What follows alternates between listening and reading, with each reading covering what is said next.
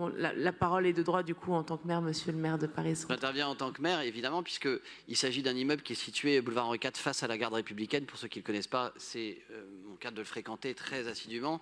Et vous avez raison, hein, la fresque, elle est déjà d'ailleurs très abîmée depuis des années. Mais c'est un exemple parfait, en effet, c'est un exemple parfait de petit patrimoine, de ce petit patrimoine qui vous est cher. Cher Maud Gattel, et qui est cher aussi à Karen Tayeb, qui me parle très souvent, et on a des listes de petits patrimoines qu'il convient de protéger.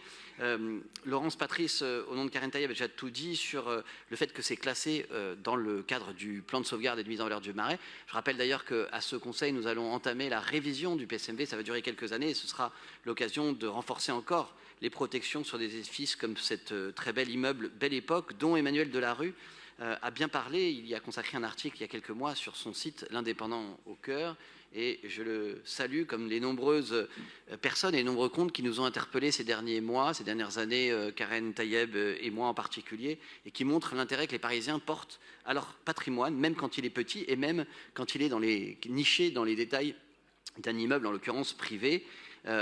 Laurence Patrice a très bien rappelé comment nous œuvrons avec la DRAC, le ministère de la Culture, puisque après les constats de l'ABF en 2021, il y a eu la direction de l'urbanisme, les ABF à nouveau, la ville de Paris, qui ont pu dresser des procès-verbaux. Alors ce n'est pas performatif, mais ça permet de mettre un petit peu de pression, et croyez qu'on agit également dans ce sens, même quand c'est dans le domaine privé.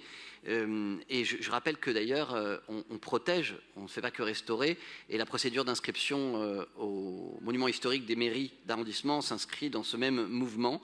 Et nous continuons à inciter, et si nécessaire à contraindre, les acteurs privés à prendre soin du patrimoine qui est présent dans leur propriété, puisque même quand c'est une propriété privée, eh bien, le patrimoine appartient toujours à l'ensemble des Parisiennes et des Parisiens. C'est l'occasion de le rappeler. Je vous remercie.